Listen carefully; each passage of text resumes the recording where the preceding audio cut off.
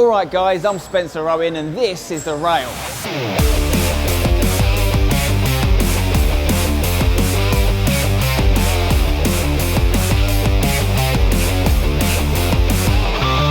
Welcome to episode 1 of a brand new weekly show where we're going to be celebrating everything that makes football the greatest game on the planet and everything that's in danger of ruining it.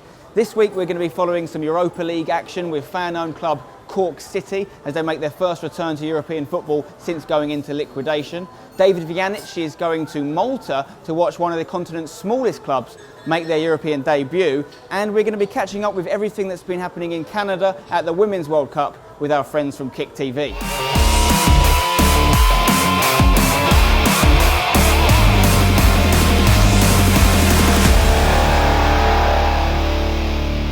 First up, let's head to Ireland and Cork City, where in 2008, with crippling debts, the club went into administration. Now that's a common enough story in football, but their loyal supporters rallied together to save the club from extinction. We went over there to find out more about this story as they made their return to Europe. There was actually a couple of hours where we thought the club was gone. Darkest moment of my life. And the phone call came in saying it was done and it was just numb. He just started bawling his eyes out, and I remember thinking, there's no little child that should have to do that over their football club. There was a complete helplessness. There was nothing we could do to change anything that was happening. The club was put into receivership in 2009. You know, it was around then that Forest actually, stepped up a gear, registered with the Register of Friendly Societies. Forest, which is Friends of the Rebel Army Society. The Rebel Army was a nickname the club and the fans had from years back. Forest is also the Irish language word, which means working together. At the last minute, the supporters rallied together to save the club and take it over. Okay, that means we're relegated to the first division, but we have our football club. It's that sort of, that's underlying stability all the time that you just feel you don't have to worry about it. And we had so many years of constantly worrying. We were a member of Supporters Direct. They were able to help us with a peer network of people who had either been or were going through the same problem. If you saw some of the grounds in the first division, it's just a field and it was that shit. And to get to the point where you've gone through all that, you've won the first division, you've kind of solidified your place in the Premier Division, and now we're going into Europe. It is a great story. This is Europe. This is being back in Europe. This is being on the big stage. It's where we need to be.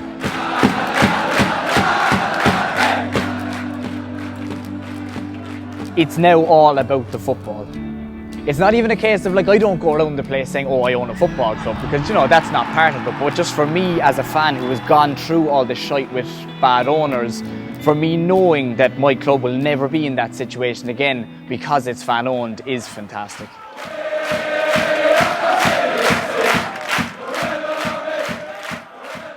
Supporters Direct Europe played a huge role in helping Forest take back control of the club. I'm joined by Ben Shave. He's from Supporters Direct Europe. Ben, tell us a bit more about what it is you guys do. Essentially what we do is help supporters get organised, form groups like Forest and really either take back control of their club or start a new club or just generally try and play more of a role in the decision making and what goes on. So when all this stuff kicks off and a club goes into turmoil or what have you, what's the first move you guys make? The first thing to do is try and gather as much information as possible, organise a public meeting to get all the fans or as many supporters as possible into one place, really discuss the issues, try and work on a strategy and then get a campaign rolling, whether that's raising finance or pressure to get rid of certain owners, as was the case at Cork. It really depends on the situation. One question I've got to ask you, Ben, is if someone's watching at home and they support a club which are in a particularly dark place right now, what can they do? Lots of clubs, depending on what country, and might already have a supporters trust or a supporters organisation, so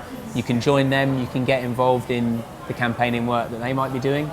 If not, you can try and you can set one up yourself, then you can get in touch with us as well. That's something that we can certainly help with. What would you say are the main benefits of a club being supporter run? It allows you to live within your means, to not spend money that doesn't exist, but also it's not just about the financial side. We've done research that really shows that clubs that are run by their supporters are more connected to the community. they can do more good things for more people in their local area. Because, you know, a football club isn't just something to entertain people, it's not just a money-making machine, it's a social institution. So how big do you think this fan-owned club kind of movement is going to be in the future of football? In some countries, it does really present a solution to a lot of the problems that are being faced. If you look at Italian football, you know, you've got 10, 15, 20 clubs going bust every summer. They get to the end of the season and they're just out of money, and they either have to start again, you know, in the lower divisions, or they disappear completely. Same with Parma, is that correct? Yeah, absolutely. We think that supporter involvement and supporter ownership really is the answer to a lot of these questions. Well, Ben, thanks for joining us, mate. Pleasure. Yeah, Sports Direct Europe, the work you guys are doing, really important. Keep doing it, and I'm sure we'll talk about the stuff you guys get up to in future episodes of the Row as well. Absolutely. Now, Cork City aren't the only great story in the Europa League qualifiers. Copa 90's David Vjanic travelled to Malta to watch first-time qualifiers Balzan make their debut. European football has returned, and it is one of my favourite times in a football calendar year. The first round, qualifying round for the Europa League.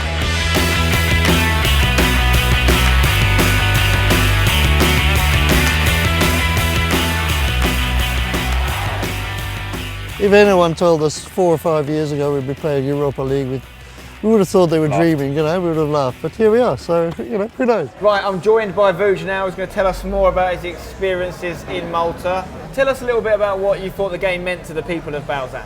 A very small town, you know, 5,000 people in the village. They were actually 4th in the Maltese league. The reason they got it was because the team that was 3rd won the cup, or they were in the cup final. So to them it was kind of, you know, unexpected.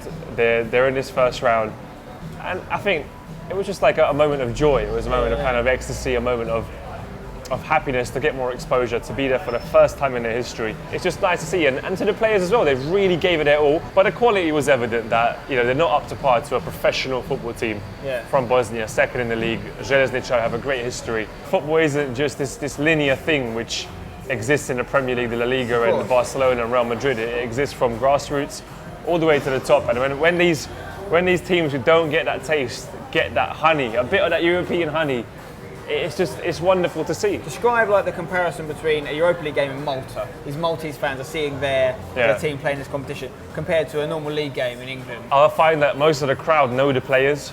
You see that intimacy in the crowd when they're watching Balzan FC. They're watching people that are very close to them playing on such a stage, and you saw the emotion in them. You know, every decision was booed, every decision was kind of cheered on, and even myself.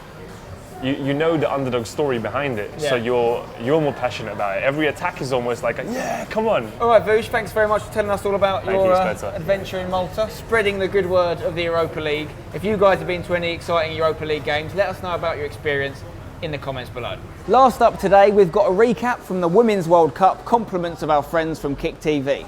The 2015 Women's World Cup was one of the most exciting World Cups in history, and the success of the tournament has created an opportunity for the game to grow even more in the coming years. New, young, powerful teams emerged, including Australia, England, Switzerland, and the Netherlands, while older, more established teams like Brazil and Norway exited the tournament early. Everywhere we went, whether it was Vancouver, Winnipeg, or Montreal, the city was overrun with colorful, enthusiastic fans eager to show their support for their team. This World Cup also smashed broadcast and attendance records. More than 1.2 million fans attended the World Cup in person, while in the United States, the final match became the most watched soccer match in American history. It also surpassed this year's Stanley Cup playoffs and NBA Finals, which is amazing. Overall, the past 30 days in Canada have been a spectacular demonstration of how big the game has gotten and how big it's going to be.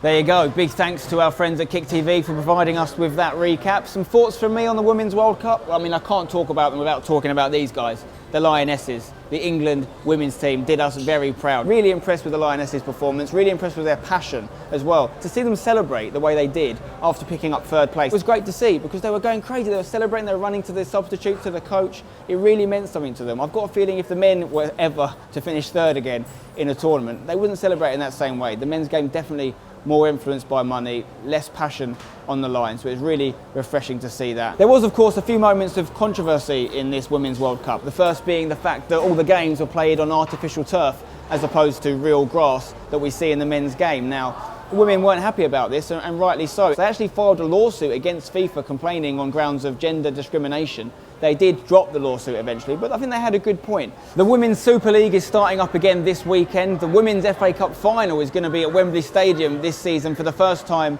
in history. So I think there's going to be a real lasting impact on the women's game and on the country from this excellent World Cup performance, and we'll be following that impact going forward on future episodes of The Rail. That's it for us today on our debut episode of The Rail. Hope you've enjoyed it. If you have, please drop a like on the video and make sure you leave a comment below, because we want to hear from you guys, the football fans. What are the stories you want to see us cover in future episodes? Make sure you let us know. Make sure you subscribe to Copper 90 as well. We'll be back next Thursday with another episode of The Rail. See you then.